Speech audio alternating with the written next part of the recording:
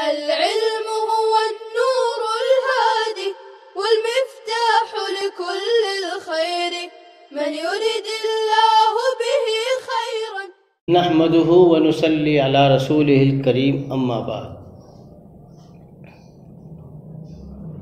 عزیز طلبہ کرام اور سامعین اعظام، دیکھیے مصنف علیہ الرحمہ ابھی تک نکاح اور اس کے بعد رضاعت کا ذکر کر رہے تھے۔ مصنف رحمۃ اللہ علیہ جب نکاح اور اس کے احکام اور اس کے متعلقات اور رضاعت اور اس کے احکام اور اس کے متعلقات کے بیان سے جب فارغ ہو گئے تو اب طلاق اور اس کے احکام کو بیان کر رہے ہیں۔ رہی بات یہ کہ نکاح کو طلاق پر مقدم کیوں کیا، یا کہا جائے کہ طلاق کو نکاح سے مؤخر کیوں کیا، تو اس کا جواب یہ ہے کہ چونکہ طلاق نکاح سے پہلے واقع نہیں ہو سکتی، وقوع طلاق تو بعد نکاح ہی ہو سکتا ہے، تو چونکہ نکاح اور طلاق میں بھی ایک ترتیب ہے، اسی لیے مصنف رحمۃ اللہ علیہ نے نکاح کو مقدم اور طلاق کو مؤخر ذکر کیا ہے۔ رہا درمیان میں رضاعت کا ذکر کرنا، تو رضاعت کو درمیان میں یعنی نکاح اور طلاق کے درمیان میں رضاعت کو ذکر کیا، تو طلاق پر رضاعت کو مقدم بیان کرنے کا سبب یہ ہے کہ رضاعت سے بھی حرمت ثابت ہوتی ہے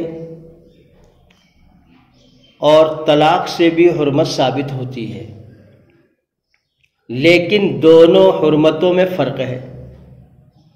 وہ فرق یہ ہے کہ رضاعت کے سبب سے جو حرمت ثابت ہوتی ہے وہ مؤبد ہوتی ہے، اور طلاق سے جو رضاعت ثابت ہوتی ہے وہ مؤبد نہیں ہوتی۔ تو معلوم یہ ہوا کہ رضاعت کے سبب سے جو حرمت ثابت ہوئی وہ بنسبت طلاق کے ذریعے سے ثابت شدہ حرمت کے زیادہ سخت پائی جاتی ہے۔ اس کے سخت اشد ہونے کی وجہ سے اور مؤبد ہونے کی وجہ سے مصنف علیہ الرحمہ نے رضاعت کو طلاق پر مقدم کر دیا، اور پھر اب اس کے بعد طلاق کو بیان کر رہے ہیں۔ لہذا مصنف رحمۃ اللہ علیہ نے کہا کتاب الطلاق، طلاق کا بیان۔ معلوم ہونا چاہیے کہ طلاق کی لغوی اور اصطلاحی تعریف کیا ہے۔ تو طلاق کی لغوی تعریف میں یوں کہا جائے گا کہ اولاً طلاق اسم مصدر ہے جو تطلیق کے معنی میں ہے، جیسے سراج بمعنی تصریح ہے۔ لہذا لغت میں مطلقاً بند اور گرہ کھولنے کو طلاق کہا جاتا ہے۔ اب کسی بھی چیز کی گرہ ہو، بس گرہ کھول دینے کو طلاق کہتے ہیں لغوی معنی کے اعتبار سے۔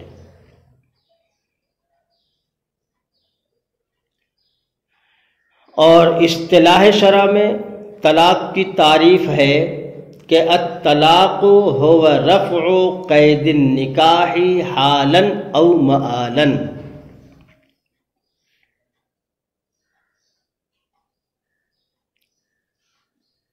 یعنی بلفظ مخصوص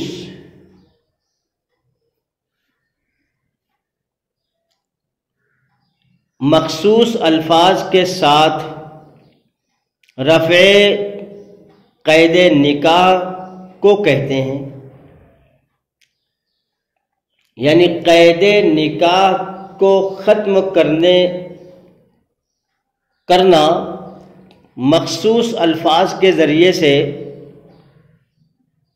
اسے طلاق کہا جاتا ہے، خواہ فی الحال ہو یا آخر کار۔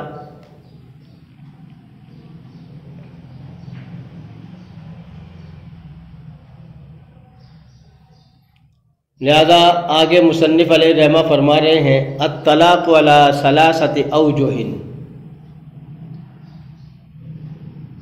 طلاق کی 3 قسمیں ہیں، احسن الطلاق و طلاق السنت و طلاق البدعۃ۔ نمبر 1 طلاق احسن، اور نمبر 2 طلاق سنت، اور نمبر 3 طلاق بدعت ہے۔ فأحسن الطلاق ان يطلق الرجل امرأته تطلیقة واحدة فی طہر واحد لم یجامعها فیہ۔ لہذا طلاق احسن یہ ہے کہ مرد اپنی بیوی کو ایک طلاق دے ایسے طہر میں جس میں اس سے اس نے وطی نہ کی ہو، اور پھر اسی حال میں اسے چھوڑ دے یہاں تک کہ اس کی عدت پوری ہو جائے۔ یہ تو طلاق احسن ہے۔ وطلاق السنت ان تطلق المدخول بها ثلاثا فی ثلاثۃ اطہار، اور طلاق سنت یہ ہے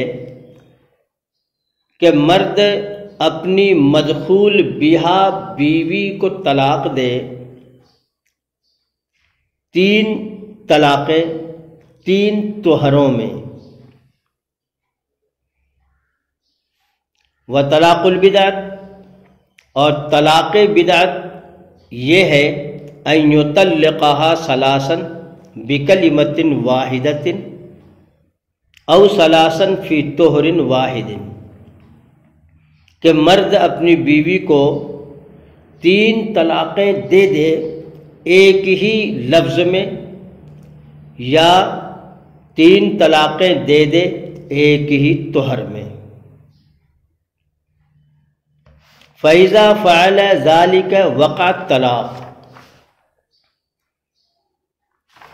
لہذا جب وہ مرد ایسا کر لے تو طلاق واقع ہو جائے گی۔ وَبَانَتْ امرأته منہ وکان عاصیا، اور اس کی بیوی اس سے بائنہ ہو جائے گی، اور وہ شخص شوہر گنہگار ہوگا۔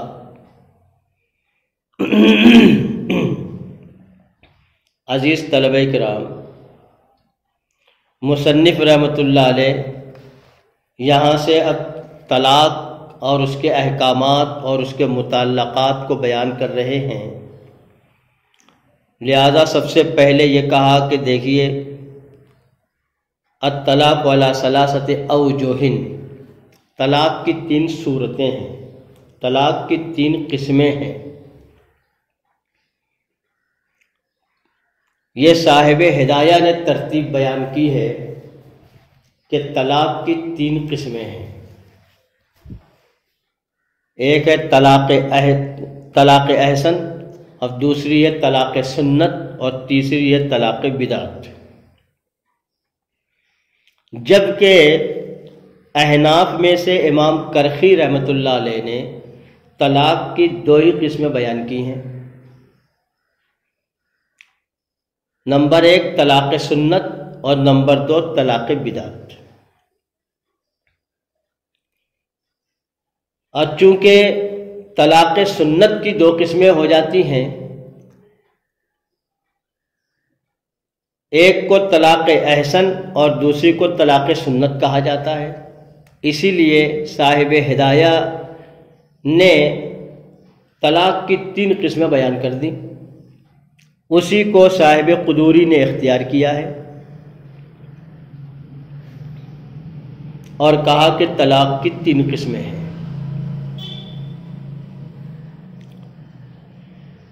طلاق احسن، آخر کس وجہ سے طلاق کو طلاق احسن کہا جاتا ہے؟ حالانکہ طلاق دینا یہ کوئی احسن نہیں ہے، اس کے اندر کوئی حسن نہیں ہے،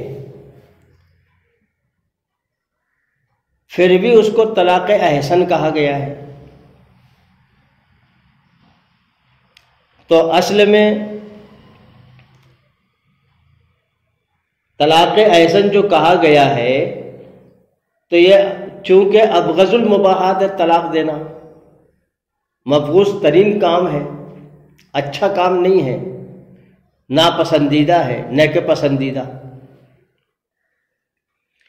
لیکن پھر بھی جو احسن کہا گیا تو وہ اصل میں آگے کی جو 2 قسمیں بیان کی گئی ہیں، طلاق سنت اور طلاق بدعت، ان دونوں کے مقابلے میں یہ جو طلاق دینے کا طریقہ بیان کیا گیا پہلا، جسے طلاق احسن کہا گیا، تو چونکہ یہ ان دونوں طلاقوں کی بنسبت بہتر طریقہ ہے، اس لیے اس کو طلاق احسن کہہ دیا گیا.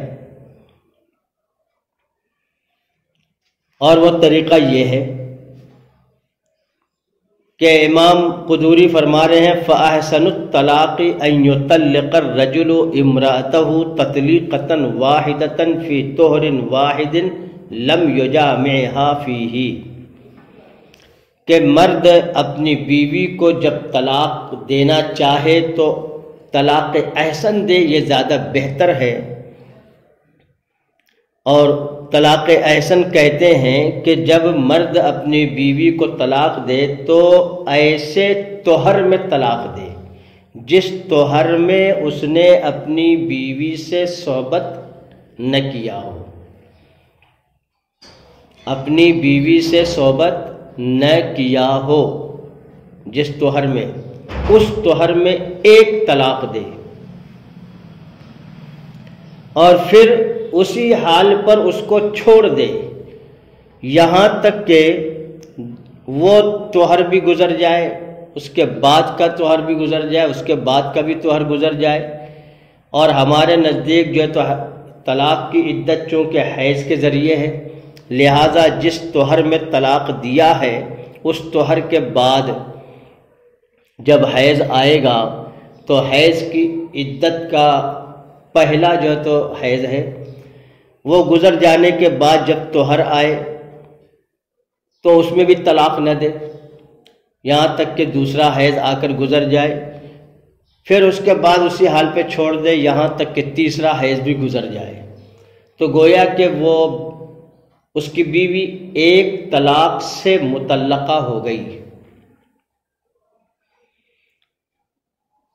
اور پھر چونکہ جس طہر میں طلاق دیا ہے اور اس میں جمع نہیں کیا تھا تو اس کا رحم چونکہ خالی تھا اور حیض کے ذریعے سے اور جو ہے تو صفائی ہو گئی، اسی لیے اس طلاق کو طلاق احسن کہا گیا. تو یہ تو خیر ہوئی طلاق احسن کی تفصیل. طلاق سنت کس کو کہتے ہیں؟ تو مصنف کہہ رہے ہیں وَطَلَاقُ السُّنَّةِ أَن تُطَلِّقَ الْمَدْخُولَ بِهَا ثَلَاثًا فِي ثَلَاثَةِ أَطْهَارٍ، کہ اگر سنت کے مطابق طلاق دینا چاہے شوہر اپنی بیوی کو تو وہ اپنی مدخول بہا بیوی کو، یعنی جس سے صحبت کر چکا تھا تو اس کی مدخول بہا ہو گئی، تو اب اس کو اگر 3 طلاقیں دینا چاہتا ہے تو ہر طہر میں ایک ایک طلاق دے، تو 3 طہروں میں 3 طلاقیں ہو جائیں گی۔ تو یہ سنت طریقہ کہا گیا، حالانکہ یہ بھی وہ سنت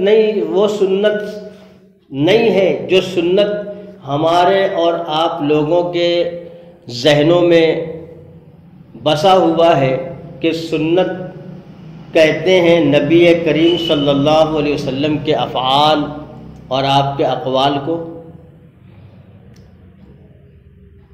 دیکھیے نبی صلی اللہ علیہ وسلم نے اپنی ازواج مطہرات میں سے کسی کو طلاق نہیں دیا، لہذا آپ کا فعل بھی نہیں پایا گیا، اور آپ نے طلاق دینے کا حکم بھی نہیں فرمایا، نہ ترغیب دی، اس لیے قول بھی نہیں پایا گیا، بلکہ آپ نے تو طلاق کو مبغوض قرار دیا ہے، آپ نے ناپسند کیا ہے، پھر بھی اسے طلاق سنت کہا جا رہا ہے۔ تو اس کی وجہ یہ ہے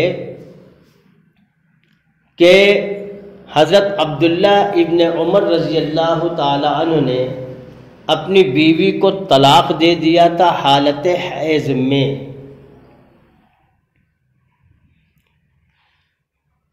پھر جب آپ کو حضرت عمر نے باخبر کیا اپنے بیٹے کے حال سے، تو آپ علیہ السلام نے حضرت عمر سے فرمایا کہ اپنے صاحبزادے سے کہہ دو کہ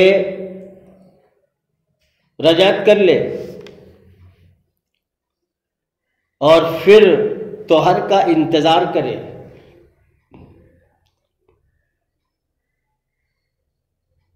جب طہر کا انتظار کرے، طہر آ جائے، یہ طہر گزرنے کے بعد اگلا طہر جب آ جائے تو پھر اسے اختیار ہے، وہ ہر طہر میں طلاق دینا چاہے تو دے سکتا ہے۔ بس اس بنیاد پر کہا گیا کہ یہ طلاق کا سنت طریقہ ہے۔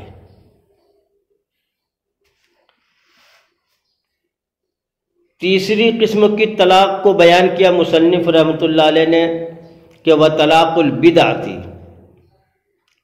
اور طلاق بدعت یہ ہے کہ ان یطلقها ثلاثا بکلمۃ واحدۃ، کہ شوہر اپنی بیوی کو 3 طلاقیں ایک ہی جملے میں دے دے، یا او ثلاثا فی طہر واحد، یا 3 طلاقیں ایک ہی طہر میں دے دے، تو ایسی طلاق کو طلاق بدعت کہتے ہیں۔ ایسی طلاق دینے سے رسول علیہ السلام نے جو ہے تو سب سے زیادہ ناپسند کیا ہے اور اسے گنہگار ثابت کیا ہے، اس لیے اس طلاق کو طلاق بدعت کہتے ہیں۔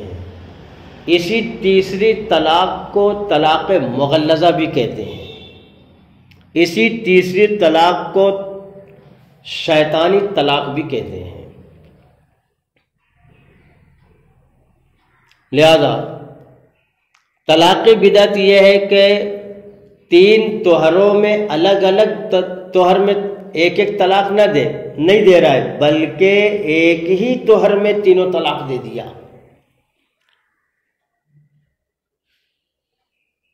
یا تو پھر ایک ہی جملے میں جو ہے تو اس نے تینوں طلاقیں دے دیا، جیسے کہا اپنی بیوی سے تجھے 3 طلاق ہیں،